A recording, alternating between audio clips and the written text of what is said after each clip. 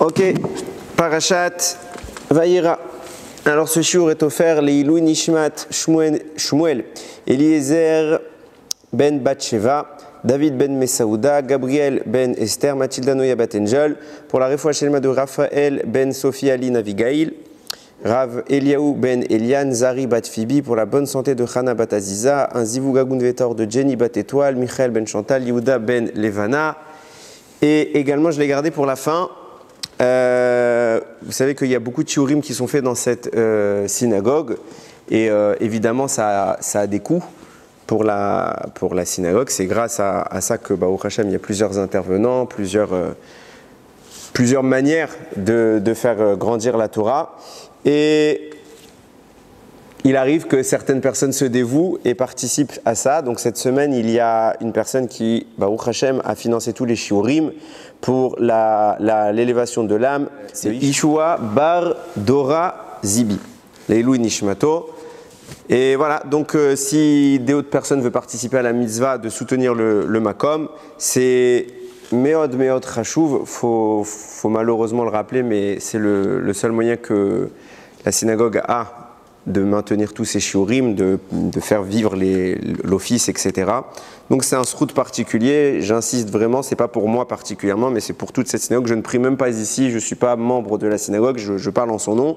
Voilà, c'est quelque chose qui est très important, qui a de la valeur et que je pense que chacun devrait, en mesure de ses possibilités, s'investir dedans. Bezrat Hashem. Alors on attaque la parashat Vayera et il y a des belles choses à dire, Bezrat Hashem. On sait que, donc je vais parler tout de suite, je rentre dans le vif du sujet, puisque au début de la paracha, Avraham il a fait la Brit Mila la semaine dernière, hein. Il est au 3e jour et maintenant il y a les difficultés qui se présentent, puisque c'est le 3e jour qui est le plus douloureux. Donc Avraham se poste à l'entrée de sa tente dans l'espoir, malgré les douleurs, d'avoir la visite, puisqu'il aime bien faire la mitzvah, elle est particulièrement précieuse à ses yeux, la mitzvah de Achnasat Ochrim, donc accueillir les voyageurs. Et au vu des douleurs d'Avraham, Hachem a fait sortir, je vous rappelle l'histoire que vous connaissez tous, hein. Hachem a fait sortir une chaleur intense, personne n'est dans les rues, et Avraham est triste puisqu'il n'y a personne qui passe. Donc Hachem va envoyer 3 malachim qu'Avraham va s'empresser d'accueillir. Et c'est là qu'ils vont avoir cette discussion, ce repas qu'ils vont partager, cette discussion dans laquelle il va y avoir 3 grandes annonces faites, enfin 3 interventions, on va dire, pas que 3 annonces. Rashi précise, il y a 3 anges parce qu'un ange ne peut pas faire 2 missions.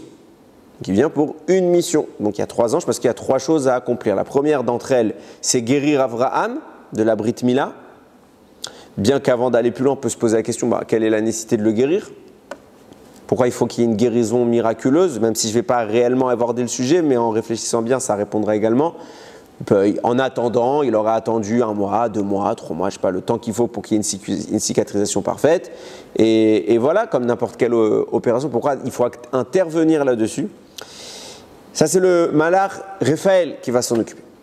Deuxième malach, c'est l'ange Michael qui vient annoncer la naissance prochaine, d'ici 1 an, d'un enfant, issu cette fois pas de Hagar, Baruch Hashem, mais de Sarah, qui s'appellera Yitzhak.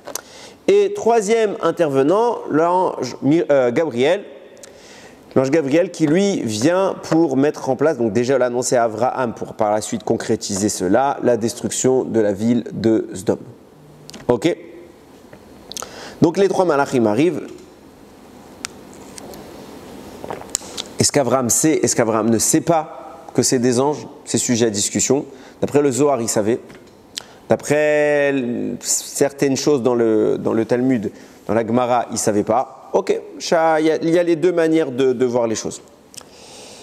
Maintenant, regardez comment c'est intéressant. Une petite phrase qui passe comme ça, mais qui est tellement riche, extraordinaire. Je suis resté bémet jusqu'à... Hier soir, je suis resté presque jusqu'à 2h du matin à cause de cette phrase. Ce qui explique les cernes. Il y a écrit comme ça. Vayomru elav, une fois que les malachim ont accepté de suivre Avraham et de manger avec lui, Vayomru elav, ils lui ont dit, Aye Sarah ishtecha. Où est Sarah, ta femme? Vayomer, Abraham répond, Ine Baoel. Elle est dans la tente. Ok, réponse du malach qui reprend la parole. Vayomer, Shavashuv elecha ka'et chaya, ve'ini ben lesara ishtecha. Voici que je reviendrai l'année prochaine à cette même période de vie, et Sarah aura eu un fils avec toi. Alors il y a plusieurs détails à mettre en avant. Quand vous lisez bien le texte, Rashi dit, d'où on sait que chaque malach a une mission spécifique et qu'il ne fait pas plusieurs missions. Parce que depuis le début, à chaque fois qu'on parle aux malachim, ou que les malachim parlent, c'est écrit au pluriel, Vayomru, ils ont dit. C'est pas un qui parle, c'est tous qui parlent. Et quand il va s'agir de préciser les choses, donc guérir ça ne va pas être écrit, donc ça va simplement être fait, mais quand on va annoncer la naissance de Sodome, quand on va la destruction de Sodome, la naissance d'Israël, on va parler au singulier.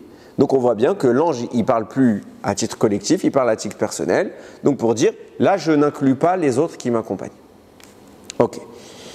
Du coup, c'est pas dur, on n'avait pas besoin de Rashi pour le comprendre, mais on a une clé importante de lecture, c'est que quand c'est écrit au pluriel, c'est tous qui parlent.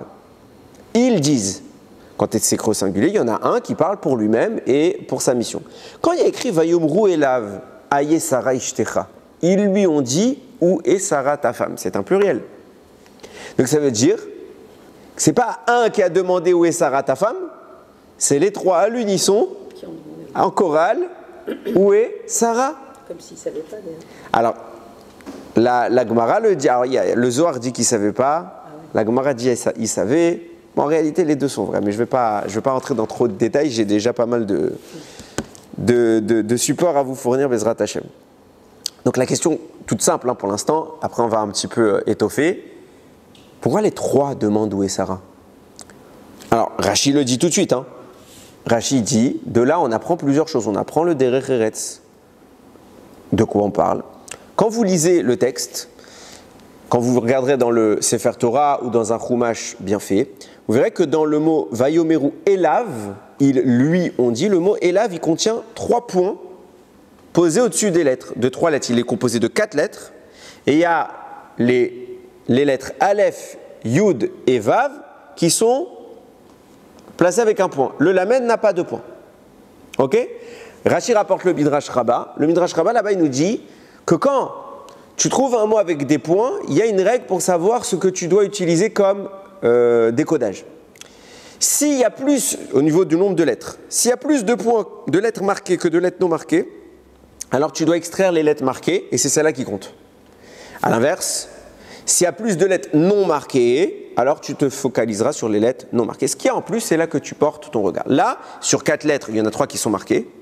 C'est Aleph, Yud, Vav pour faire le mot Ayo. De même qu'ils ont dit à Avraham, Aye Sarah Ishtecha, où se trouve Sarah, ta femme? Nous dit Rashi et le Midrash, ils ont été voir Sarah et lui ont demandé, Ayo Avraham Isher, où est Avraham ton mari? De là on apprend le Derech Eretz. Quand on est invité chez les gens, alors au mari, on doit poser la question, comment va la femme? Et à la femme, on doit lui poser la question, comment va le mari? Derech Eretz, on a accueilli, on s'enquiert de nos hôtes. Très bien. Donc je pose une question toute simple. Tout ça, c'est pour du Derech Eretz. Ok, cette question, a priori, où est-ce qu'elle est, où est-ce qu'il est, c'est du Derech Eretz. On montre combien c'est des gens qui seront délicats. Pourquoi les 3 doivent demander? Imaginez, vous venez avec 2 amis, votre frère, etc. Vous allez chez quelqu'un. Ok? Vous voulez faire cette mitzvah de Derech Eretz. Donc vous allez chez un monsieur et vous demandez comment va ta femme? Mais est-ce que les 3 en même temps, ils vont lui demander, 3 ils sont ensemble, c'est pas comme s'ils se sont pas entendus l'un et l'autre. Les 3 ils vont demander comment elle va ta femme, comment elle va ta femme, comment elle va ta femme. C'est débile. En constatant que le premier a entamé la démarche, ça nous suffit largement. On n'a pas besoin de plus. Il y en a un qui a demandé, à la limite pour montrer que nous aussi on participe à cette démarche, on tend l'oreille pour montrer qu'on est attentif. Mais là, on nous précise. Les 3 ont demandé où est Sarah à Abraham. Et les 3 ont demandé où est Abraham à Sarah. Pourquoi les 3? À quoi ça sert? Rashi continue. Et il dit, il y a une autre explication pour laquelle ils ont demandé après Sarah. En fait, il cite une Gemara là-bas dans Baba Metzia, qui donne 3 raisons. Première raison, pour la rendre précieuse à ses yeux. On s'enquiert d'une personne importante. Donc tu as vu, tout le monde demande après ta femme, et pareil pour Abraham quand on va demander après lui, tout le monde demande après ton mari, tu as vu combien ce sont des personnes importantes, donc ça la rend précieuse. Deuxième réponse, parce que Sarah était tsnoua. Sarah, elle est restée, c'est ce que Abraham va répondre, Iné Baoel. Elle est dans l'attente. Pourquoi? Parce que vous êtes des hommes. Alors par pudeur, c'est pas elle qui va venir sortir dehors de toute façon, c'est pas son rôle. C'était mon rôle d'accueillir à l'extérieur, donc elle est restée à l'intérieur, elle ne vient pas se mélanger avec des hommes. Troisième réponse, donnée là-bas, très intéressante, pour lui donner le kos shel bracha. Vous savez qu'à la fin d'un repas, quand il y a eu 3 hommes qui ont mangé ensemble, il faut faire zimoun. L'idéal, quand on peut le faire, c'est de faire zimoun sur un kos shel yain. On prend un verre de vin, et celui qui récite le zimoun récite en tenant ce verre de vin. Là-bas, ils disent, l'objectif de la demande où est Sarah, ta femme, c'était pour qu'à la fin, celui qui a fait zimoun, il pourra donner le verre à Sarah. Pour qu'elle boive ce verre de vin. On voit dans la Gemara que c'est déjà arrivé que quelqu'un est invité à leur faire kavod à la maîtresse de maison. Quand il faisait le kos, il prenait le scotch et le bracha, il le faisait parvenir ensuite à la maîtresse de maison. Ok, très bien. Ça, c'est les grandes explications. Maintenant, on va analyser un petit peu. Première chose. Donc, je vous ai posé la question, comment ça se fait que les 3 demandes après Abraham et les 3 demandes après Sarah, ça semble un peu exagéré et un peu redondant. Deuxième point, sur la première explication de Rashi, on voit que le texte va mettre en avant le fait qu'on pose la question à Abraham sur Sarah. Où est Sarah, ta femme? C'est écrit clairement. Par contre, quand les malachim vont faire exactement la même chose vis-à-vis d'Abraham en allant voir Sarah, quand ils vont dire où est Abraham ton mari, c'est pas écrit. C'est mis en avant par un remez, une allusion qui n'est pas discrète du tout parce qu'il y a des points, donc on connaît la règle, c'est pas genre c'est un secret qui s'est transmis de maître à élève et qu'il y a quelques élites qui savent, non, il y a des points, donc tous les rabbanim ou tous les gens qui vont ouvrir ce livre, ils vont voir les points, ils vont dire pourquoi il y a des points, on sait que quand il y a des points ça veut dire quelque chose, donc on va apprendre, on va demander, on va nous dire quand il y a des points il faut lire les lettres où il y a les points, on va dire ayo, Rashi nous dit, ils ont parlé aussi d'Abraham, donc pourquoi tu le dis pas clairement? Tu fais une allusion, il faut que tu saches que c'est pas écrit, mais c'est écrit. Pourquoi? Deuxième point, et un point qui est vraiment, c'est une question qui est hyper importante. Enfin, qui est hyper importante pour le raisonnement, mais c'est de la pure logique. Je ne sais plus où j'ai lu cette question, j'ai tellement lu de livres sur le sujet que j'ai pu retrouver à chaque fois toutes les références, mais bon, il y a un Rav qui la pose, on va dire Chazal. Rachid dit, de là on voit, de la question des anges, il voulait montrer que Sarah est tsnoua. Un des avis, c'était de montrer que Sarah est pudique. Et donc, Abraham, en répondant, il savait qu'elle était à l'intérieur, et il voulait lui montrer, t'as vu, ta femme, elle est restée à l'intérieur, quand la kavod. C'est pas tout le monde qui agit comme ça. Ok. Et donc, ils veulent le prouver de cette question. Du fait que Sarah reste à l'intérieur, c'est le signe qu'elle est pudique. Moi, j'ai envie de dire, pas du tout. Pas du tout. Il faut se rappeler du contexte. Pourquoi c'est des malachim qui viennent? Parce qu'il fait trop chaud dehors, pour que personne sur terre ne veuille sortir. Il n'y a qu'un qui est assez fou pour sortir, c'est Abraham. Il y a tellement personne, parce qu'Hachem a fait exprès, il n'y a personne. Abraham, il est triste. Ça veut dire que les rues sont totalement vides et tout le monde se trouve où? Dans les tentes, pour se cacher du soleil. Il n'y a personne dehors. Donc quand Abraham, on vient lui dire, elle est où ta femme? Il répond, elle est dans la tente. J'ai envie de vous dire, normal, toutes les femmes du monde, elles sont dans la tente. Même les autres hommes du monde, ils sont dans la tente. Personne n'est dehors. En quoi ça prouve qu'elle est tsnoua? Je ne dis pas que Sarah n'est pas tsnoua, je suis en train de remettre ça en cause, c'est une évidence pour nous. Mais la Gemara prouve de là que Sarah, elle est tsniout. Non, c'est pas une preuve, puisque toutes les femmes du monde, à ce moment-là, elles sont à l'intérieur, et même les hommes. Ça prouve rien. Ça prouve rien.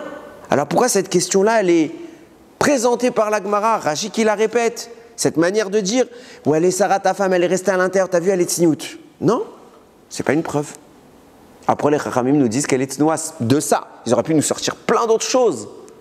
Non, là, on nous choisit de nous dire qu'elle est tsnoua. C'est énorme comme question, dans la logique, je parle.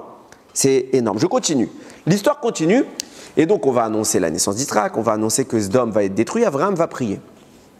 Ok? Il va échouer dans cette fille-là. Et les Malachim vont se rendre à Sdom. Donc, l'ange Raphaël va guérir Abraham. Lui, il s'en va, puisqu'il n'a plus de mission. Donc, un ange, une mission, il a fini, il s'en va.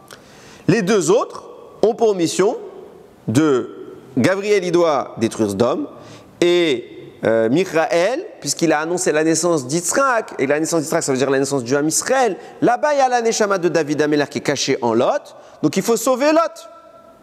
Donc, Michaël poursuit sa route avec Gabriel, et ils vont les deux là-bas. Quand ils arrivent là-bas, ils disent à Lot, allez, il faut faire vite, on s'en va, etc. Et là, on a un problème. Parce que quand ils disent à Lot, dépêche-toi, ils disent qui mashritim anachnu. Parce que nous sommes des anges venus détruire. Je ne comprends pas. Déjà, on voit que c'est un pluriel. Encore une fois, donc c'est les deux anges qui sont là pour détruire. Non, il n'y en a qu'un qui est là pour détruire. C'est Gabriel. L'ange Michaël, il est là pour sauver. Comment ils peuvent dire nous sommes des destructeurs? Nous sommes. Non, ils devraient dire je suis. Gabriel, il devrait parler et dire c'est moi. Moi, je suis là pour tout détruire. Et Michaël, il devrait moi, je suis là pour te sauver. Pourquoi Michaël, il est présenté aussi comme un destructeur? Plus que ça, dans la logique également, Rashi rapporte que les Malachim, ils ont attendu avant d'agir, avant de se rendre à Sdom, ils ont attendu qu'Avraham termine cette fille-là auprès d'Akadosh Baruch Hu. Peut-être qu'Avraham, il allait réussir à annuler le décret. Donc, ils ne sont pas allés tant qu'Avraham n'a pas terminé. On attend le résultat de la délibération. Je comprends pour Gabriel que sa mission, c'est de détruire. Lui, il ne peut rien faire. Il ne peut pas aller. On parle de.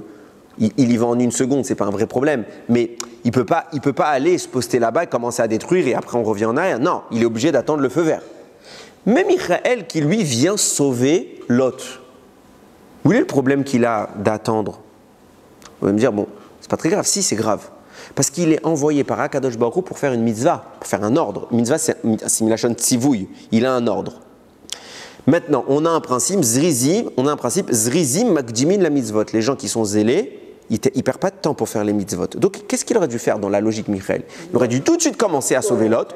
Au pire des cas, Sdom n'est pas détruit. Il dit, oh, il est matov, j'ai pas besoin, mais au moins je ne perds pas du temps. Pourquoi lui aussi il attend le résultat de la tefila d'Avraham? Il y a quoi à attendre?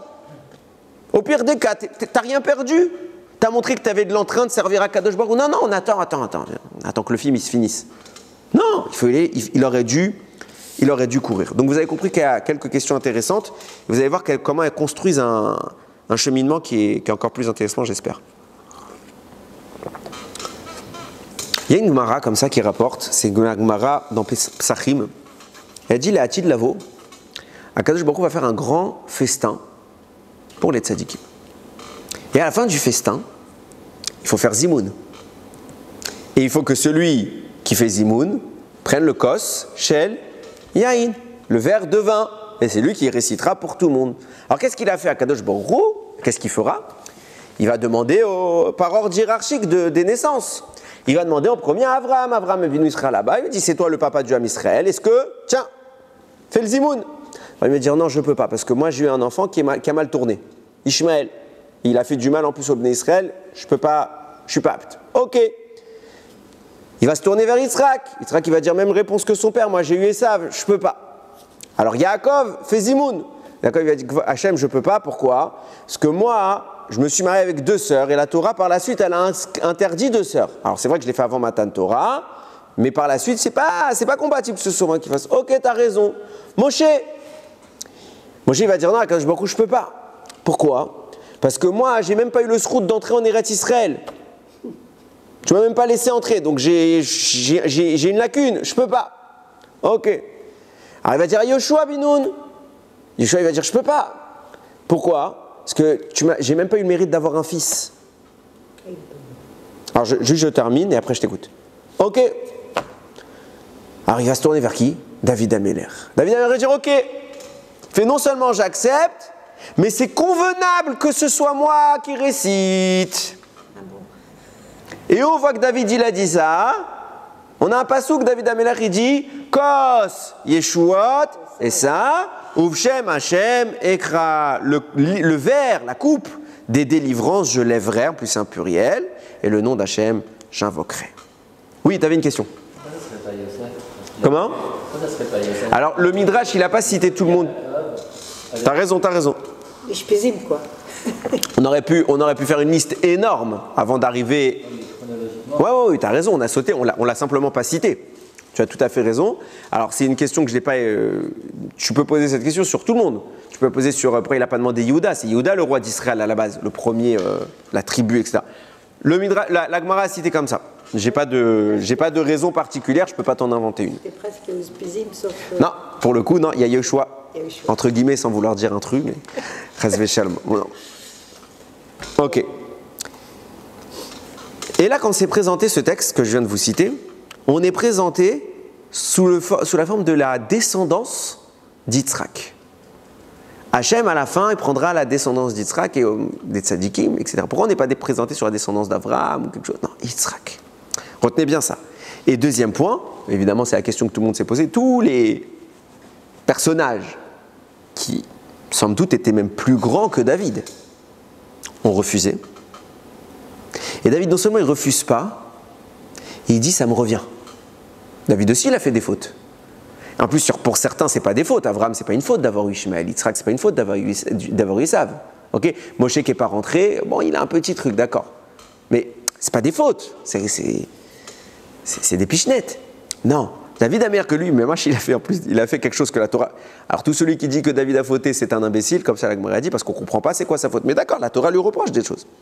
David dit, moi, c'était pour moi ça. C'est quoi cette histoire? Alors écoutez bien. J'ai lu comme ça un Mefarech extraordinaire qui s'appelle le Meir Ene Chachamim. Il dit comme ça. Il y a une Gemara qui définit un peu plus cette histoire du verre là-bas. Il dit, Léatil Lavo, combien contiendra le verre de David? C'est quoi la contenance du verre de David? Super, la question totalement inutile. Totalement inutile. Là-bas, Abaye, il dit, je vous le lis, il dit 221 lougim. Je vous dis en litres modernes, ça fait à peu près 9 litres. Ouais. Le verre de David, c'est 9 litres. Et j'ai choisi pour faire ce calcul les opinions les moins strictes. Okay, j'ai considéré 86 millilitres que le réveillite. Okay, donc c'est pour vous dire, il y a des avis encore plus stricts. 9 litres. À quoi? Tu vas boire quoi? C'est quoi l'intérêt? Et puis ça sert à quoi de nous le dire? Pourquoi David il boirait autant? C'est quoi? On veut le faire passer pour un ivrogne? Et là, David il va boire 221 lougim. À quoi ça sert? Alors il explique comme ça le Meir Ene Chachamim. Il dit qu'il faut reprendre les choses depuis le début. On sait que depuis le début de l'histoire, il y avait un monsieur qui s'appelait Adam. Adam a fauté. Adam a fauté en consommant l'arbre de la connaissance. D'après Rabbi Meir, l'arbre de la connaissance était la vigne que Chava a pressée. Elle a servi son mari un petit verre de rouge.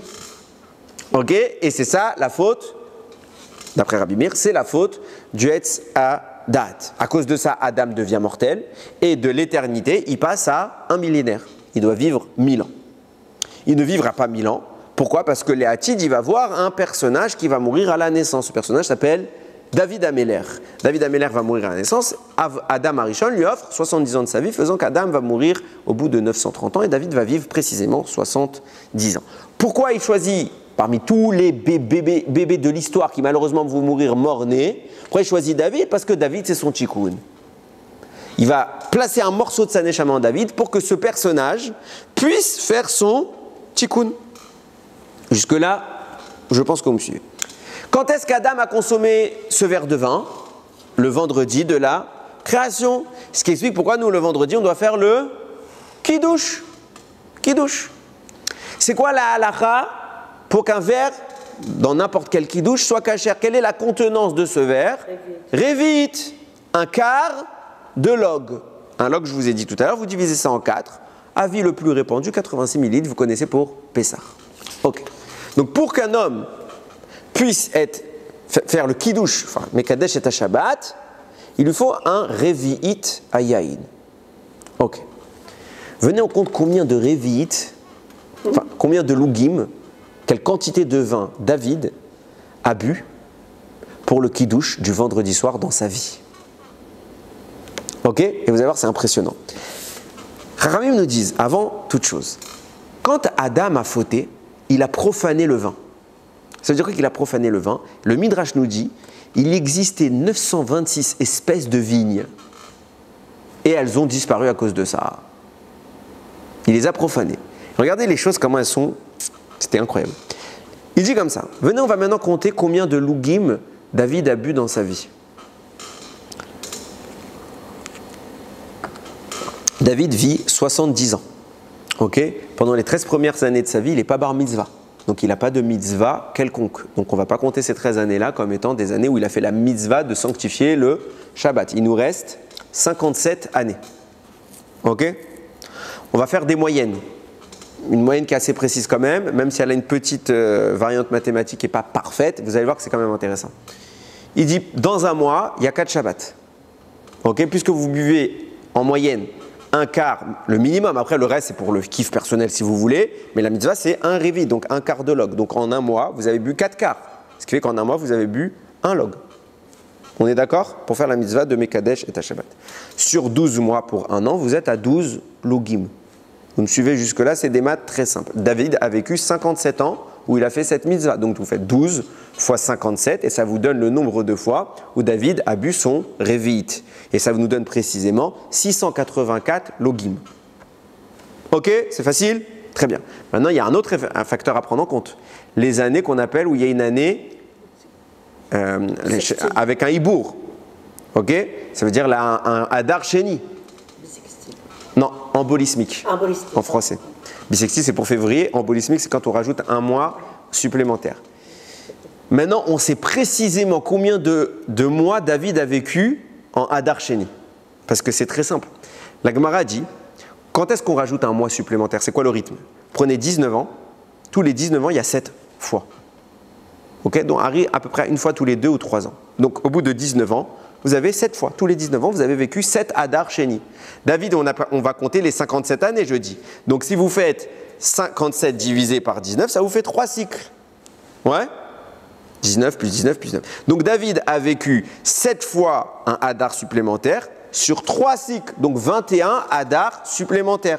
Par mois, ça vous fait un log en plus. Donc, ça vous fait 21 lougim à rajouter aux 684 du début. On obtient précisément 705 lougim. Vous me suivez jusque-là? Le calcul n'est pas trop dur. Qu'est-ce que nous disait la Gemara? À la fin des temps, David il va tenir un énorme verre qui contient précisément 221 lougim. Parce que 221 lougim plus les 705 qu'il a bu dans sa vie, ça vous fait les 926 lougim que Adam Arishon a bu en profanant le Etz Hadat. Puisqu'il a bu de chaque espèce, ça veut dire que sa contenance, c'était 926 lougim. David Améler, qui est le tikkun de Adam, vient précisément dans sa vie boire 705 et il attend la fin des temps pour terminer le tikkun de Adam Arishon en consommant les 221 complémentaires. Ça ne veut pas dire qu'on est en train de parler d'une vraie contenance physique.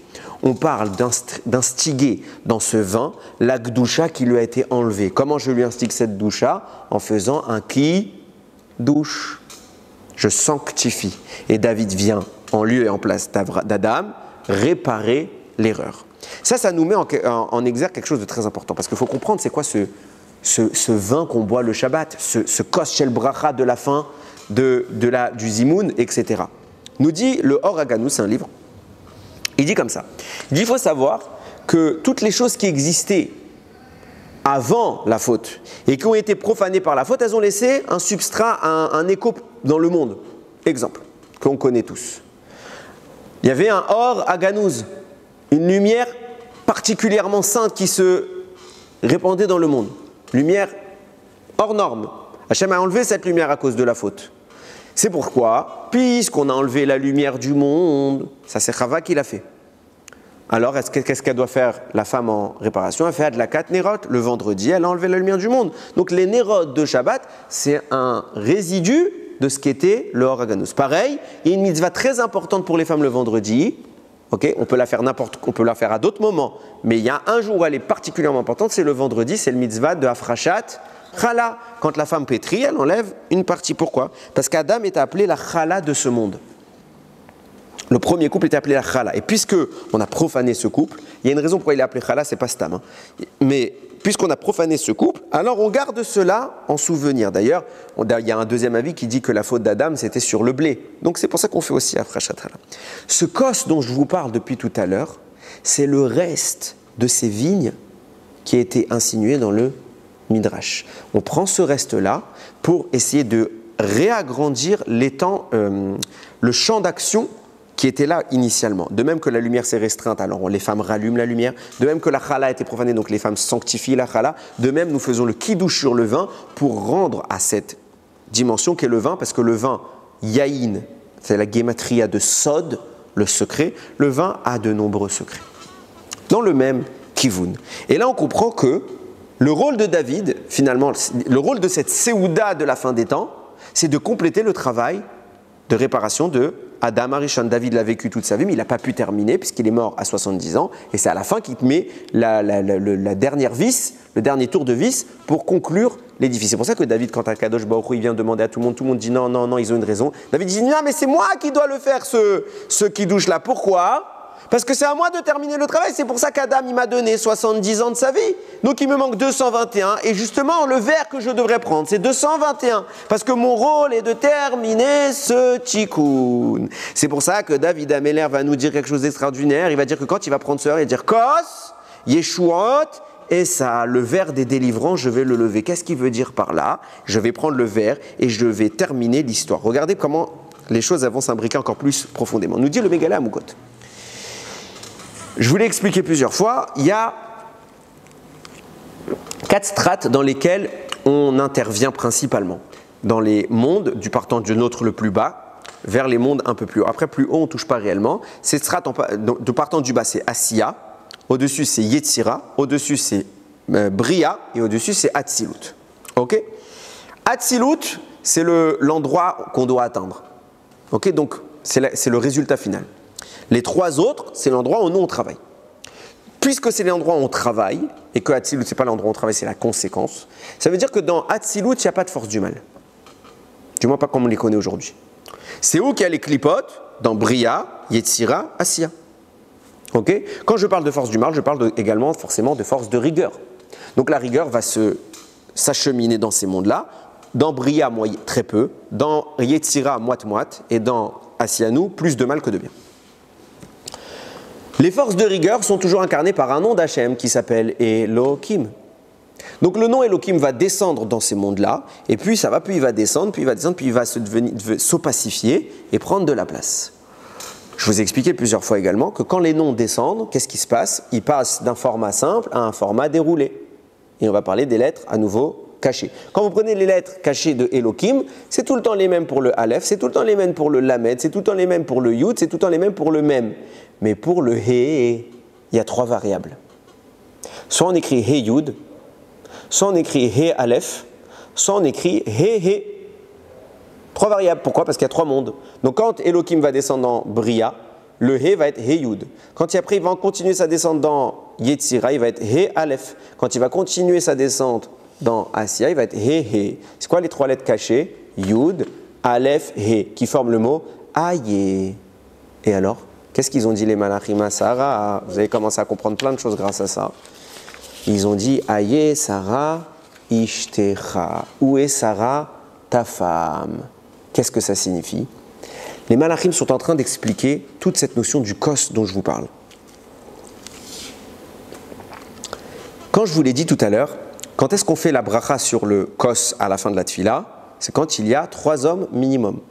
Nous dit le Megalé Amukod qu'Alpisod, d'après le sens ésotérique des choses, la Kabbalah, ces 3 choses qu'on parle, qui sont prérequises pour la récitation du Zimoun et donc pour la récitation de la bracha sur ce vers, c'est le passage par ces 3 mondes-là. C'est pour ça qu'ils vont dire « Aye Sarah Ishtecha » ou « Et Sarah ta femme ». Ça veut dire qu'on est en train de demander à la faire passer par le Yud, le Aleph et le He qui viennent connoter Bria, Yetzira, Asiya. Pourquoi? Parce qu'on veut lui donner le Kos Shel Bracha. Le kos, il n'intervient que quand on traverse ces trois mondes-là. Au travers de quoi? Du mot Elohim. C'est au travers du mot Elohim qui se manifeste. Elohim, valeur numérique 86. C'est pour ça que la chose se fait au travers d'un kos qui a pour valeur numérique 86. Kos, Yeshuot et ça, je vais lever le verre. En levant le verre, je traverse les trois dimensions de Elohim pour enlever toutes les forces de rigueur et atteindre les dimensions supérieures qui sont la bracha. Kos, Shel, Bracha. Et quand est-ce que les anges vont faire cette illusion en disant Aïe, Sarah, Ishtera? Nous disait la Gemara, quand l'ange a demandé où est Sarah ta femme, qu'est-ce qu'il voulait lui donner? Le Kos, Shel, Bracha, pour lui expliquer le processus que je suis en train d'essayer de mettre en place tout doucement, bien évidemment, parce qu'on va aller un petit peu plus loin. David répond, concentre tout cela dans sa phrase. Il va dire Kos, valeur numérique de Elohim, Yeshuot, c'est la délivrance, et ça, je vais le faire lever. Quand je le fais lever, je lui fais remonter les trois mondes. Comment je lui fais remonter les trois mondes? Où j'ai appris qu'il fallait faire de cette manière-là? Quand ils ont dit Aïe, Sarah, Ishtera. C'est quoi les initiales de la phrase? Aïe, Aleph, Sarah, Shin, Ishtera, Aleph. Ok? Ça vous fait Essa. Kos, Yeshuot, Essa, les initiales de Aïe, Sarah, Ishtera. David Améler vient expliquer, en levant, je reproduis le processus de ce que Sarah a appris à ce moment-là. Vous suivez jusque-là? Ok. Maintenant, deux questions toutes simples.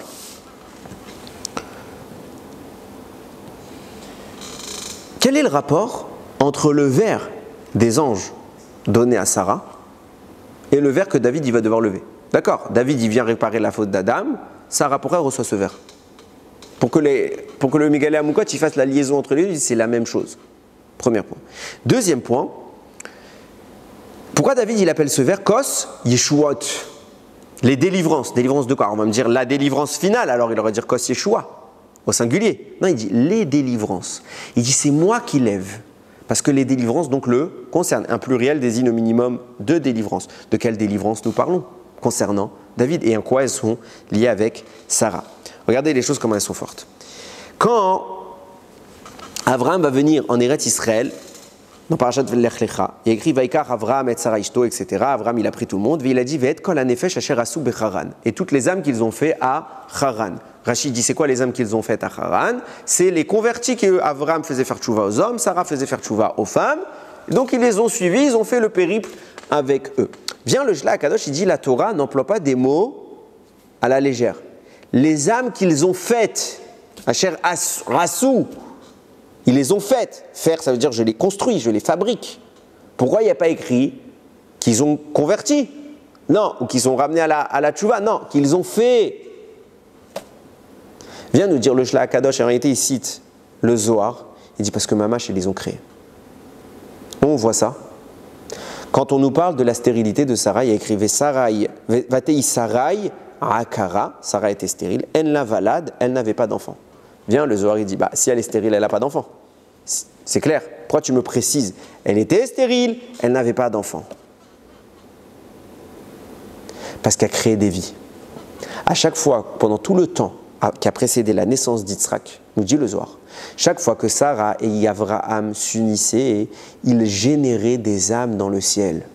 Ces âmes seront le support de toutes les conversions qu'ils vont faire dans leur vie. Pourquoi d'un coup, les gens ils acceptent de se convertir? Et d'où vient leur âme à ces gens? Ils viennent voir Avraham, moi j'accepte, j'abandonne Avodah Zarah, je deviens croyant à Kadosh Baruch Hu, au Dieu unique, au monothéisme. D'où ça vient? Réponse, parce que Avraham et Sarah, de la grandeur qu'ils ont atteinte, arrivaient dans le ciel à générer des sources de vie spirituelle. Mais comme Sarah n'arrivait pas à les faire descendre sur terre, alors les autres femmes du monde se chargeaient de les faire descendre. Et ces enfants-là, quand ils naissaient, ils étaient imprégnés des âmes que Sarah et Avraham ont fabriquées. Et donc forcément, ça les a un petit peu éveillés et ils ont pu faire une tchouva, ce qui explique qu'Avraham a pu faire des conversions et que Sarah a pu faire des conversions. De là, on voit quoi?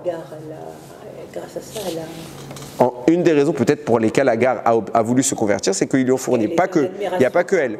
Il n'y a pas que elle qui a créé ça. Il n'y a pas que Abraham et Sarah. Mais tous les tzadikim font ça dans le Gan Eden.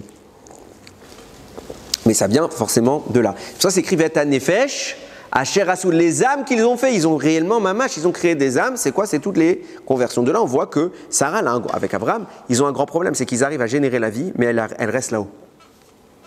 Ils n'arrivent pas à la faire descendre. C'est ça le problème de Sarah. C'est pas de générer la vie, ils arrivent, mais il y a un blocage qui empêche cette descente, cette manifestation physique. C'est quoi ce blocage? Eh bien, vous allez le voir, vous le connaissez, parce qu'on le dit tous les Shabbats, dans le Keter. Keter, dans la Kdusha du Moussaf, là-bas on dit une phrase qui est surprenante parce qu'en réalité elle est contradictoire. On dit Kevodo malé olam, la gloire d'Hachem remplit le monde, Shartav shoalim, et ses serviteurs demandent, qu'est-ce qu'ils demandent? Ayeme comme Kevodo, les Haritzo. Où il est l'endroit de sa gloire? Pour aller faire la révérence. Je comprends pas, tu viens de me dire que la gloire d'Hachem remplit tout le monde. Donc tu sais où elle est partout. Pourquoi ils demandent où est-ce qu'elle est? Ça n'a pas de sens. Elle est partout, donc elle n'a pas d'endroit. Tout est son endroit. Et ils disent où elle est. Nous disent Chachamim, le Pituchei Chotam, comme ça il écrit sur le Raphaël Vital, il explique parce qu'il se passe quoi à Shabbat, et principalement, précisément au moment de Keter. Keter c'est la plus haute sphira. Ok, Keter c'est la couronne. Quand on dit Keter, on fait monter la présence divine dans des dimensions tellement hautes, tellement brutalement, que comparé au jour Chol, la présence divine est tellement élevée dans le ciel qu'on a l'impression qu'elle n'est plus là. Pour ceux qui restent dans la dimension Chol, c'est comme si elle n'était plus là. Donc c'est vrai que Kevodom Aleolam, la gloire d'Hachem, elle est partout. Mais d'un coup, subitement, il y a une élévation tellement intense que ceux qui restent en bas disent « Mais elle est passée où? C'est trop loin maintenant de nous. » Et ils posent la question « Où elle est allée ?» Et en parallèle de ça, on doit avoir une kavana, que tout le monde connaît, je pense. Qu'est-ce qu'on fait? Vous avez remarqué que le Rav, quand il fait Kevodom Aleolam, quand il arrive au mot Aye, il allonge. Il dit Aye,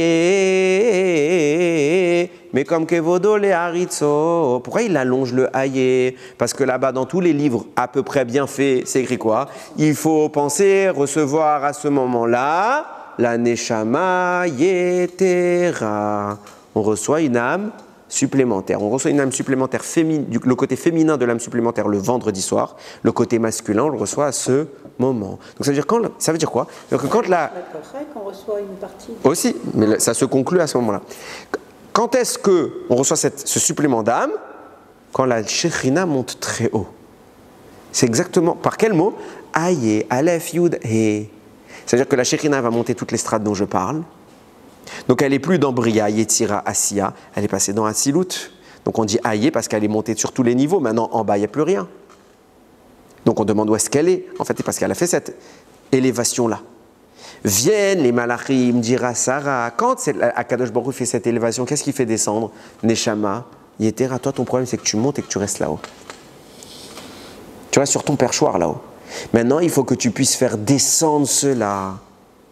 Et le problème, on va le voir où est-ce qu'il se trouve. Le Torah Traim, il explique, c'est quoi ce Inyan de vouloir donner le Kos Shel Bracha à Sarah? Il faut comprendre c'est quoi. Quand on fait une Bracha, on monte dans ces dimensions dont je parle. On monte extrêmement, le Zohar écrit, si vous lisez les textes du Harizal, on monte extrêmement haut. Et celui qui est conscient de cela, celui qui sait les kavanotes qui sont cachés derrière, alors il profite en premier de la Bracha. Vous avez déjà remarqué que dans les chassidoutes, souvent, on va voir le rabbé, et qu'est-ce qu'il fait? Le rabbé, il fait une bracha, il sert après un peu tout le monde. Tout le monde veut boire dans le verre du rabbi. Pourquoi? D'où ça vient? Parce qu'il a fait quoi? Il a fait une bracha. Moi aussi, je sais faire une bracha. Non, parce que lui, comme il s'est monté dans cet endroit, et qu'il est ceux qui montent, ils prennent en premier pour eux, alors lui, il a un véritable stock. Non, c'est pas monté. Alors qu'est-ce qu'on fait? On va voir un rave qui s'est monté. Quand lui, il est monté, on lui dit, s'il te plaît, donne-moi un peu de ta bracha. Puisque lui, il a un stock maintenant. Donc donne-moi un petit peu. Et là, on se fait servir dans le verre du Rav. Ça, c'était pour la petite anecdote. Qu'est-ce qui se passe, nous dit le Torah Traim, au nom du Zohar? Quand on fait la bracha, ça monte tellement haut que quand ça redescend, on devient béni d'un flux intense et violent. Maintenant, pour recevoir ce flux, il faut un récipient. C'est pour ça qu'on vient idéalement faire un zimoun dans lequel on prend un kos. Ce kos qui a la valeur numérique du mot Elohim vient recevoir la bracha sans que les forces de rigueur ne viennent intervenir. D'ailleurs, c'est pour ça qu'on fait un zimoun. Zimoun, c'est une invitation. On fait quoi par l'invitation? On exclut ceux qui ne sont pas invités. Qui n'est pas invité? Les forces du mal.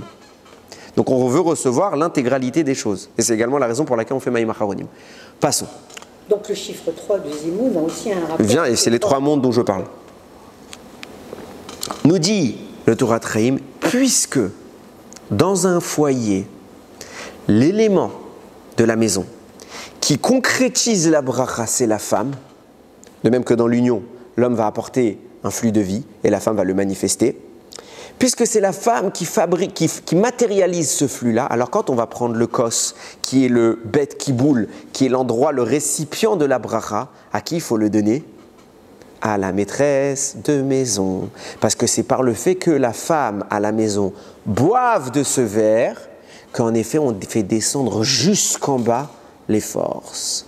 On commence à comprendre pourquoi le malach il a dit Aïe Sarah, Ishtera, où est Sarah ta femme? Le problème qu'elle avait Sarah, c'est qu'elle était très haut, elle faisait naître des neshamot, mais il ne pouvait pas elle-même les faire descendre. Vient le malach et lui dit on va faire une bracha qui fait que la bracha, la bénédiction divine va descendre sur terre sans interruption, sans interférence et intervention des forces du mal.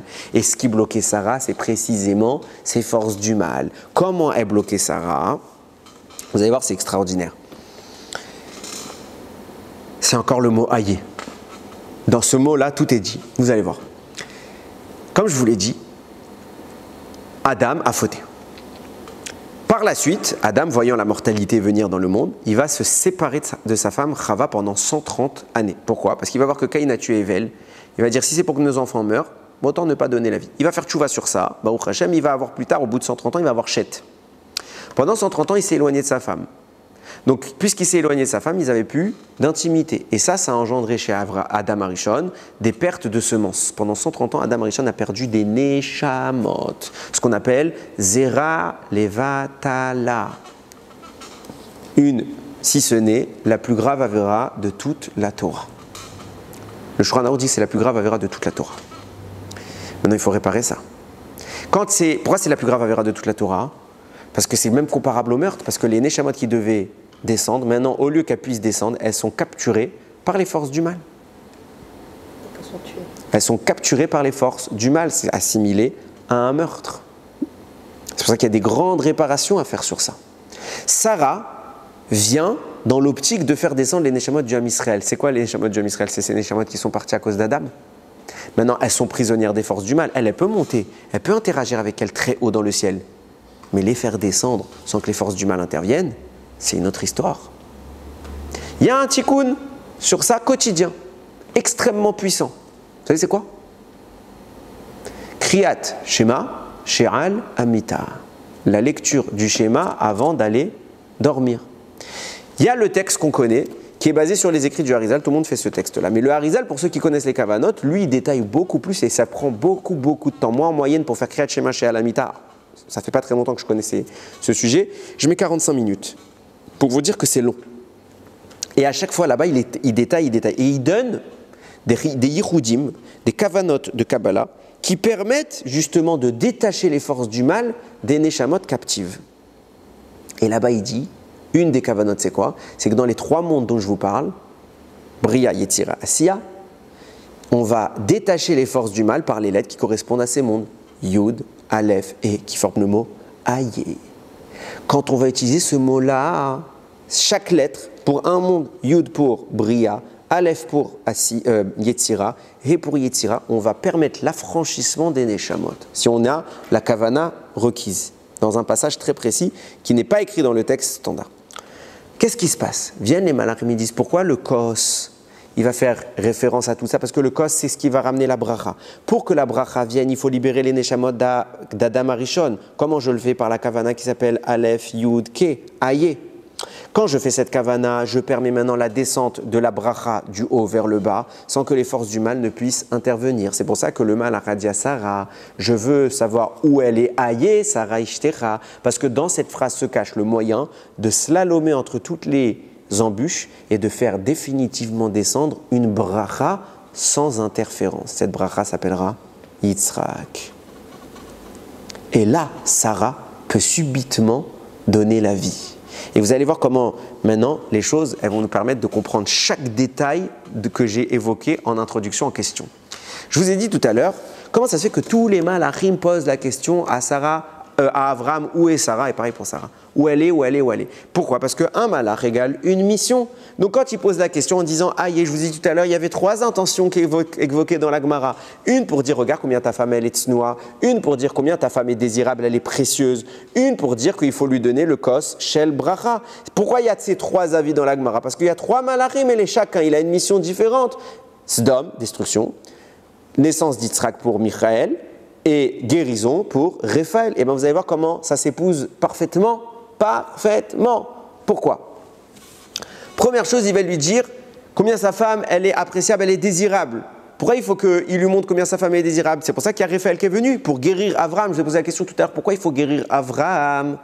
Il ne peut pas guérir tout seul. Non, parce que maintenant doit être conçu Yitzhak. Or, si Abraham est blessé dans son membre, alors il ne peut pas concevoir Yitzhak. Donc vient l'ange Raphaël et il montre à Abraham, ta femme, il faut que tu t'unisses avec elle. C'est pour ça qu'il montre combien elle est précieuse, cette femme. Il demande Aïe Sarah Ishtecha pour donner un cheshek entre Abraham et Sarah. Et pareil, il dit la même chose à Sarah. Il vient guérir Abraham et en même temps il vient guérir Sarah qui jusqu'à maintenant n'avait plus ses menstruations et subitement les récupère. Donc il faut qu'Abraham guérisse vite pour qu'il puisse s'unir, parce qu'il doit naître Yitzhak. C'est pour ça qu'intervient le deuxième malach. C'est qui le deuxième malach? C'est Michaël qui vient annoncer la naissance d'Yitzhak. Et comment il vient annoncer la naissance d'Yitzhak? En disant Aïe Sarah Ishtecha, où elle est Sarah ta femme? La deuxième raison pour laquelle il est demandé Aïe Sarah Ishtecha, c'était pour pouvoir savoir lui donner ensuite le kos shel bracha, parce que c'est par ce vers-là que Sarah va recevoir la bracha amenant Yitzhak dans le monde, qui permet d'éviter tous les obstacles. Enfin, il existe un dernier malach, l'ange Gabriel, qui lui est venu pour la destruction de Sdom. Et lui, qu'est-ce qu'il va dire? Combien Sarah est tsniout? Combien Sarah est tsniout? Et alors, quel est le rapport avec la destruction de Sdom? Écoutez comme c'est beau. Je vous ai dit tout à l'heure, David Améler. Puisqu'on comprend, Sarah elle est en train de réparer également la faute d'Adam Arishon. Comment commence le tikkun? Par la naissance d'Yitzhak. Comment il se termine le tikkun? Par le verre que David à la fin il va prendre. Donc le verre que Sarah reçoit et le verre que David prend, c'est le même verre. C'est la conclusion l'un de l'autre. Qu'est-ce qui se passe? David il va dire, quand il va prendre le verre, il va dire Kos, ce verre, Yeshuot c'est mes délivrances, et ça je le lève. Pourquoi? Parce que et ça c'est Aïe Sarah Ishtecha, c'est ce que Sarah a reçu, je viens terminer. Pourquoi les délivrances? Pourquoi au pluriel? Parce que David, pour devenir roi d'Israël, il va être confronté à 2 problèmes majeurs qui vont remettre en cause sa légitimité, non seulement sur le trône, mais même en tant que juif. Première accusation portée sur David. Rappelez-vous d'où vient David? De Lot, qui va voir un peuple qui s'appelle Moab, qui va donner Ruth à Moabite. Or la Torah dit, Lo yavo Ammoni ou Moavi. Bikal Israël ou Bikal Hashem, je ne me rappelle plus, le peuple de Ammon et de Moab n'a pas le droit de se convertir. Puisque ta femme, ton ancêtre vient de Moab, tu n'es pas juif. Donc tu ne peux pas être roi. Deuxième accusation portée à l'égard de David. David est accusé d'être un mamzer. Rappelez-vous, Ishaï, son père, va penser s'unir avec une femme. En réalité, ça va être sa femme. Et sa femme ne va pas lui dire que c'est elle. Sa femme va tomber enceinte alors qu'Ishaï ne pense pas qu'il est allé avec elle. Donc il va suspecter que David est un mamzer. Si c'est un mamzer, le mamzer non plus ne peut pas rentrer dans le cas d'Israël. Donc David a 2 problèmes énormes. Et à cause de ça, il faut qu'il soit délivré. Par le mérite de quoi il va être délivré? Nous dirons Chachamim, non, Ruth elle est juive. Pourquoi? Parce que Ammoni, vélo ammonite, Moavi, vélo moavite. Les hommes sont interdits à la conversion de Ammon et Moab, pas les femmes. Chachamim me dit pourquoi? Ah, parce que c'est écrit au masculin. Il y a plein de textes qui sont écrits au masculin. Quand il y a écrit Kenaani, quand il y a écrit Mamzer, quand il y a écrit Mitzri. Alors ça veut dire quoi? Ça veut dire les femmes elles sont exclues? Non, c'est écrit les hommes et les femmes. Alors c'est quoi cet argument? Réponse, parce que quand on est sorti d'Égypte et qu'on est allé à leur rencontre, on a leur demandé de l'aide, ils ne nous ont pas accueillis. Or, qui devait nous accueillir? Les hommes. et pas les femmes. Donc comme les femmes n'ont rien fait de mal, elles ont le droit de se convertir. Les hommes ont fait du mal, eux n'ont pas le droit de se convertir. Et pourquoi les femmes, elles ne devaient pas nous accueillir? D'où ça vient ça? De Sarah. Aïe Sarah, Ishtecha, ou elle est Sarah, ta femme. Pourquoi elle ne nous accueille pas? Parce que Sarah est tzniout. Et Sarah, quand il n'y a que des hommes, elle ne sort pas. Ce qui va permettre de justifier, puisque quand les hommes ils viennent à la rencontre, les femmes ne doivent pas sortir, alors quand les hommes du peuple juif sont allés à la rencontre de Ammon et Moab, les femmes n'avaient pas à sortir. Qui a créé ces moyens de libérer Ruth de la conversion, de l'entrave de la conversion? Sarah, en disant je ne sors pas. Le mari lui dit, tu vois, quel malheur, celui qui doit détruire Sdom. Il dit quoi? Sarah, elle est tzniout. Elle ne sort pas. Pourquoi il insiste sur ça? Parce qu'à Sdom, il y a Ruth qui va sortir. Il faut que Ruth soit juive, il faut que Sarah soit tzniout pour valider la halakha qui convertira Ruth. Deuxième problème, c'est écrit, je vous ai dit tout à l'heure, que David est accusé d'être un mamzer. Eh bien, c'est exactement ce dont était accusé Yitzhak. Yitzhak était accusé d'être un mamzer. Où on voit ça? Et les Toldot, Avram, Olid et Yitzhak. Voici les descendances, les générations d'Avram. Avram a engendré Yitzhak. Rachid dira, pourquoi c'est écrit qu'Avram a engendré Yitzhak? C'est pas Avram qui a engendré, c'est Sarah. Pourquoi c'est écrit Avram a engendré Yitzhak? Rachid écrit, parce que comme pendant 100 ans, Avram et 90 ans, ils étaient mariés, ils n'avaient pas d'enfants. Qu'est-ce qui se passe? Bizarrement, Sarah tombe enceinte. Qu'est-ce qui se passe juste avant que Sarah tombe enceinte? Elle est enlevée par Avi Meler, qui veut se marier avec elle. Bon, elle a été sauvée. Mais les gens ils vont dire, on n'est pas bête. Nous, on sait ce qui se passe, c'est un miracle. Mais ils vont dire, on n'est pas bête. Elle a 90 ans, elle n'a pas d'enfant avec Abraham. Ils essayent depuis des années, rien. Comme par hasard, elle passe un petit week-end chez Avimelech.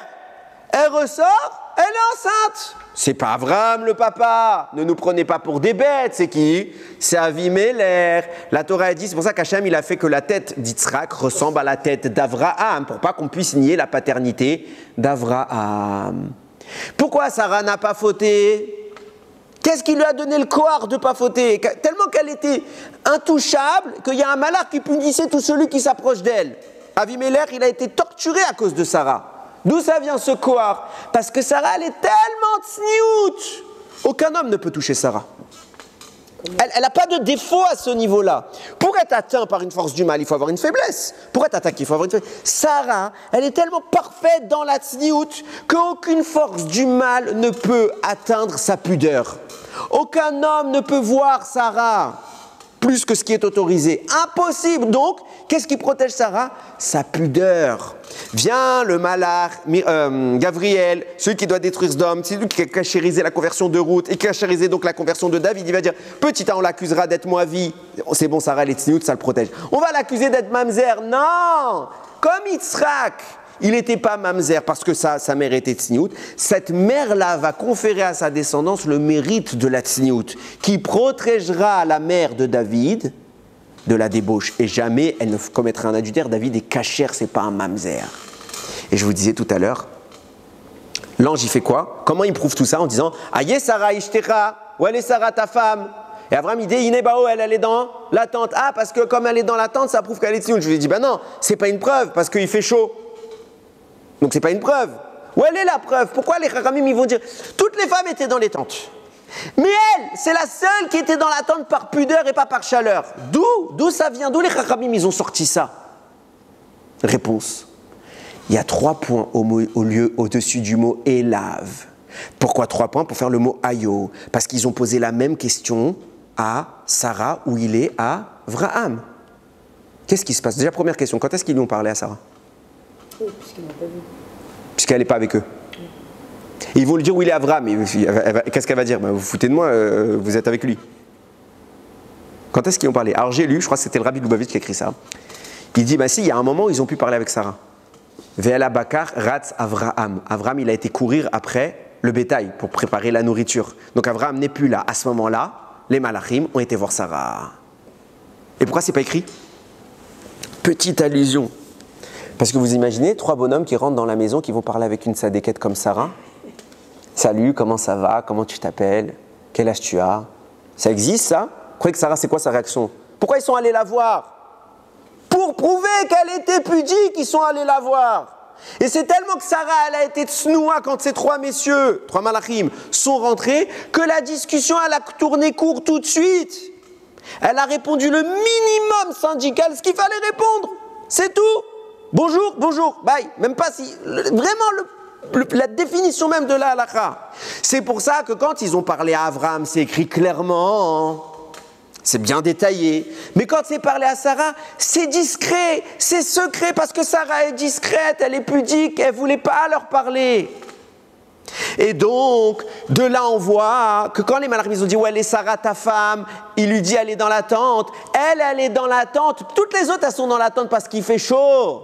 Mais elle n'est pas dans la tente parce qu'il fait chaud. Elle est dans la tente parce qu'elle est tsnoua. Et c'est cette tsniout-là qui va sauver David Améler 2 fois. Un de Mamzer, un de Moavi. C'est pour ça que David Améler va dire Kos, le Kos, Yeshuot, les délivrances. Parce que maman Sarah, elle m'a délivré 2 fois. Et ça, je le lève. Et ça, rachetez votre initiale de Aye Sarah Ishtecha, ou elle est Sarah ta femme. Et ça, c'est l'ange Gabriel qui va demander à Abraham pour lui montrer combien ta femme est tsniout. Et pourquoi il a besoin de ça? Pour sauver Lot.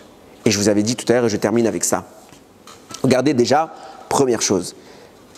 Quand j'avais laissé quelques questions en suspens, c'était quoi?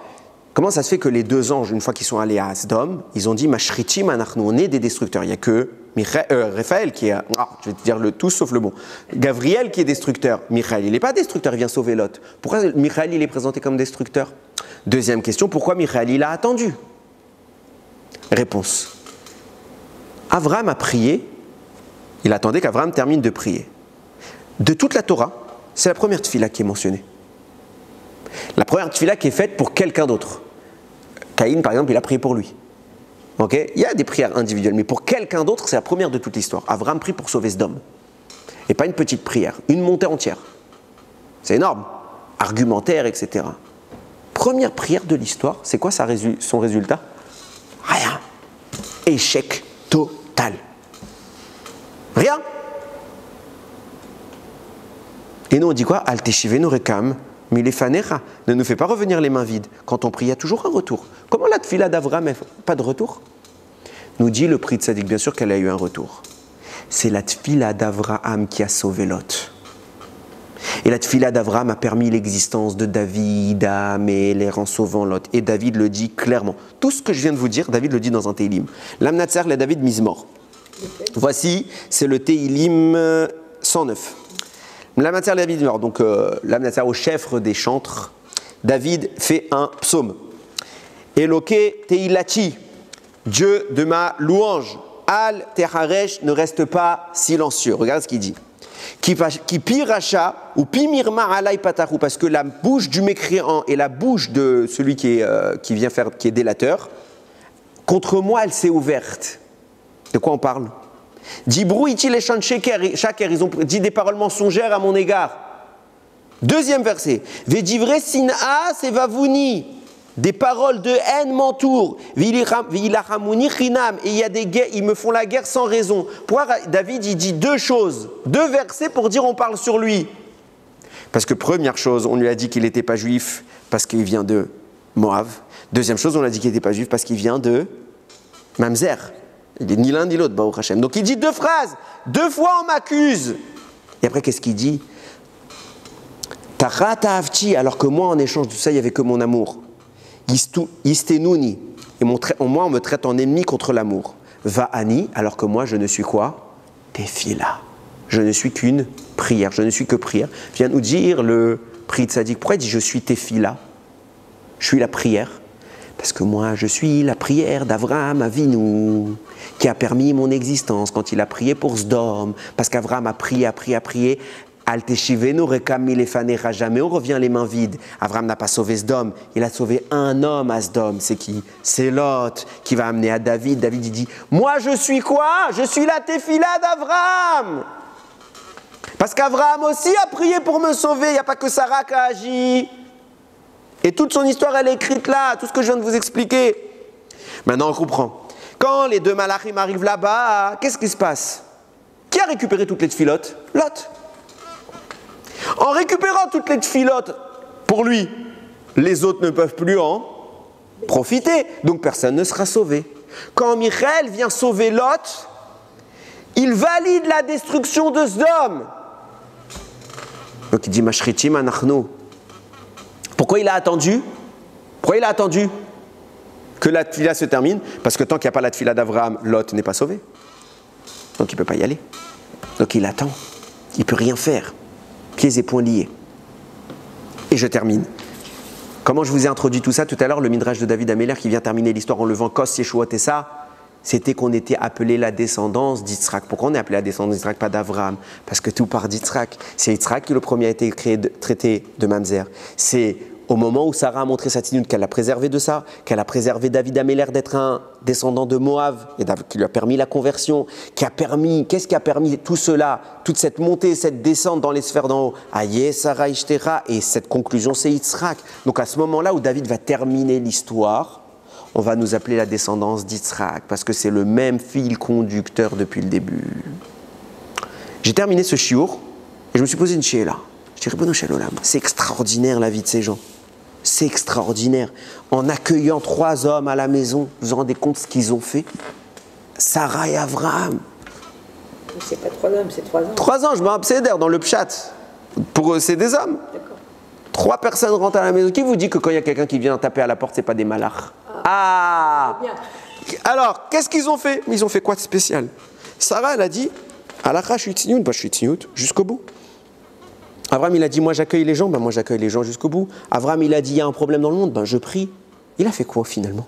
Il n'a rien fait de spécial. Il n'a rien fait de spécial. Il n'a fait qu'être juif. Il n'a fait qu'être juif. Mais dites-vous un détail. Si à ce moment-là, Sarah n'avait pas été tsnoua, un petit détail dans la tsnout défaillant, qu'est-ce qui se passe? Alors David n'est pas roi. Si Abraham, à ce moment-là, il avait dit « Ah, je ne suis pas chaud pour prier aujourd'hui », qu'est-ce qui se passe? Ça nous arrive tous. Qu'est-ce qui se passe? David n'est pas le roi. Il n'y a pas de Mashiach, il n'y a pas de Tikkun d'Adam Arishon. Un détail. Et si ça avait été nous? Je pose la question à l'envers. Vous croyez qu'Avraham, Mamash et Sarah, quand elle a dit « Je ne parle pas aux hommes », c'était pour préparer Ruth, et etc. Non, c'était pas pour ça. Elle n'a pas dit « Je fais parce qu'il faut ». Que ça crée des choses. Non. Elle a dit quoi, Sarah? Tzniut, c'est une halakha. Alors je suis tsnoua, point. Et cette mitzvah-là qu'elle a fait parce qu'il fallait la faire en tant que telle, elle a provoqué tout ça. Sarah n'a pas dit, oulala, il y a l'enjeu du monde entre mes mains. Non, elle a dit, il y a une mitzvah. Mais Rabotai, qui nous dit que quand nous, on va prier, quand nous, on va être tzniut, qui nous dit que l'enjeu du monde n'est pas entre nos mains? Qui nous dit que les personnes en face de nous, la personne qui est en train de nous regarder pour une femme, qui vous dit que c'était pas un malach lui aussi? Qui vous dit? Qui vous dit que ce papa-là, ou ce monsieur-là, ou ce un tel, c'est pas l'ancêtre du Mashiach? Qui vous dit quand vous entendez que quelqu'un il a un problème dans le monde, que vous allez prier pour sa vie? Ah, je suis fatigué. Qui vous dit que ce monsieur-là, il va pas avoir des répercussions énormes dans le monde si vous le sauvez? Qui? Personne ne vous le dit. Personne n'a dit à Abraham ce qui allait se passer. Personne n'a dit à Sarah ce qui allait se passer. Et ce qui fait la grandeur de ces gens, c'est quoi? C'est que dans leur quotidien, ils agissaient comme si tout dépendait d'eux. Je ne suis pas tsniout pour la répercussion, je suis tsniout, point. Et c'est ça qui sauve le monde. Abraham ne prie pas pour avoir quelque chose, il prie, regardez, il s'en veut. Il n'est même pas dégoûté à la fin, il n'y a même pas de réponse. Hachem lui dit, t'auras rien. Il ne sait pas que ça va être David Améler le résultat. Il ne sait pas. C'est pas grave. J'ai prié. Je me suis battu comme un lion. C'est tout ce qu'on m'a demandé, je l'ai fait. Pourquoi? Parce que lui, il me demande. Lui, il sait c'est quoi les répercussions. C'est pas que à ce moment-là de l'histoire qu'il faut prier comme un lion. C'est pas que à ce moment-là de l'histoire que Sarah doit être noire. Et que les femmes en général. C'est tout le temps. Tout le temps. Sans savoir ce qui va se passer. Parce que peut-être qu'en face de nous, à ce moment-là précis, il y a l'enjeu du monde. Et j'ai envie d'enlever, je reformule ma phrase. En face de nous, à ce moment-là précis, pas peut-être, il y a l'enjeu du monde. Nos mitzvot, c'est pas juste des actes en l'air. C'est le fondement de la création de ce monde. Le fondement de la volonté d'Akadosh Baruch Hu. On ne fait pas les mitzvot en vain. ne fait pas les mitzvot pour le fun ou pour un folklore ou pour une éducation religieuse qu'on a reçue. Ce n'est pas de la nostalgie. C'est tachles. C'est important. Il y a un enjeu derrière. Alors, pourquoi pas, dans 100 ans, dans 200 ans, il n'y aura pas des textes qui diront, vous savez, un tel-là, quand il a prié, il a permis telle et telle et telle chose, que lui ne savait pas. Mais ça a permis dans le ciel et viendront des prophètes pour vous dire, vous savez, au moment à telle prière, lui, il a fait ça, ça, ça, mais il n'avait même pas de retour. Il a prié pour l'absenté d'un tel. Il a vu que la personne, au final, elle est morte. Il n'y a pas eu de retour à cette fille-là. Si, parce qu'il y a tellement d'enjeux derrière, il a tellement prié bien que ça a permis ça, ça et ça. Et ça a permis tel sauvetage. Peut-être que cette femme, quand elle a été tsnoua, elle a sauvé une vie, elle ne le sait même pas. Vadaï que ça arrivera. Viendra un jour où chacun de nos actes sera expliqué. Et on comprendra ce qu'il a engendré. Ce jour-là, ça s'appelle Mashiach. Et David viendra prendre un verre. Il va dire, Kos, ce verre-là, c'est toutes les forces de rigueur. Yeshuot, on en est délivré. Et ça, on va remonter comment? Aye Sarah Ishtecha. J'ai tout appris de ma maman Sarah. Comme elle a su monter et faire redescendre, nous aussi on peut faire monter et redescendre. Alors Yiratson, qu'avant de faire un petit lechaïm à chaque fois, on pense que ce qu'on va faire, notre mitzvot, avant de s'habiller pour les femmes, même pour les hommes, avant de prier, avant de mettre notre filine, avant de s'engager dans quoi que ce soit, qu'on sache qu'on est en train de jouer l'histoire du monde entre nos mains. Et Ratson qu'on arrive à la profiler de la meilleure des façons et que Bimera Biamenu, David Améler, ils viennent compléter notre vers et dire Kos, Yeshuot et ça. Et à ce moment-là, on répondra Uvshem Hashem, et le nom d'Hachem, Ekra, je vais l'invoquer. Baruch Adonai Leolam. Amen ve Amen.